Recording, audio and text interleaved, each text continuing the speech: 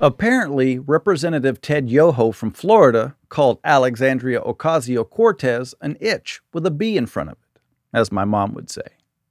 Miss Cortez had something to say about it. About 2 days ago, I was walking up the steps of the Capitol when Representative Yoho suddenly turned a corner, and he was accompanied by Representative Roger Williams, and accosted me on the steps right here in front of our nation's Capitol.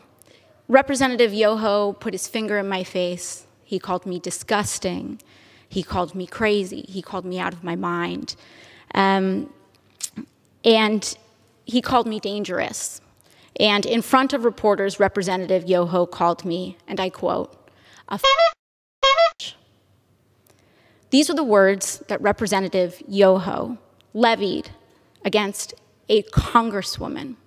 Wow. He didn't just say those words to anyone. He levied them against a congresswoman. The congresswoman that not only represents New York's 14th congressional district, but every congresswoman and every woman in this country. Actually, he didn't levy those words against every woman in this country. He says he didn't say it at all, but if he did, they were said directly to you. Because all of us have had to deal with this in some form, some way, some shape, at some point in our lives. Well, I do agree with that. We've all had to deal with insults. It's why we used to teach our kids that sticks and stones may break our bones, but words will never hurt me. And I want to be clear that Representative Yoho's comments were not deeply hurtful or piercing to me, because I have worked a working class job. I have waited tables in restaurants. I have ridden the subway. I have walked the streets. Walk the streets? And this kind of language is not new.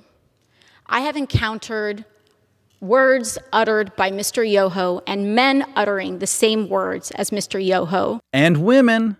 Don't forget women. I've heard women utter those words many times. I think I've probably heard more women than men utter those words. But she's not going to mention that because this is all leading somewhere. This is not new. And that is the problem. Mr. Yoho was not alone. He was walking shoulder to shoulder with Representative Roger Williams. And that's when we start to see that this issue is not about one incident. It is cultural. It is a culture of lack of impunity, of accepting of violence and violent language against women, and an entire structure of power that supports that. Ding, ding, ding, ding, the patriarchy. And I do not need Representative Yoho to apologize to me. Clearly, he does not want to. Clearly, when given the opportunity, he will not. And I will not stay up late at night waiting for an apology from a man who has no remorse over calling women and using abusive language towards women. But what I do have issue with is using women, our wives and daughters, as shields and excuses for poor behavior. Mr. Yoho mentioned that he has a wife and 2 daughters. I am 2 years younger than Mr. Yoho's youngest daughter. I am someone's daughter, too. My father, thankfully, is not alive to see how Mr. Yoho treated his daughter. Wait, what? You just told us that this kind of language is commonplace and didn't affect you, and now you're thankful that your dad is not alive to see this? Honey, if what you're saying is true in this little speech, then your dad used this kind of language against women too. Now, what I am here to say is that this harm that Mr. Yoho tried to levy against me was not just an incident directed at me. But when you do that to any woman, what Mr. Yoho did was give permission to other men to do that to his daughters. Look, we don't need permission to use that language or any language. Just like you don't need permission to call Trump a racist or an anti-Semite. I mean, you compared Trump to Hitler.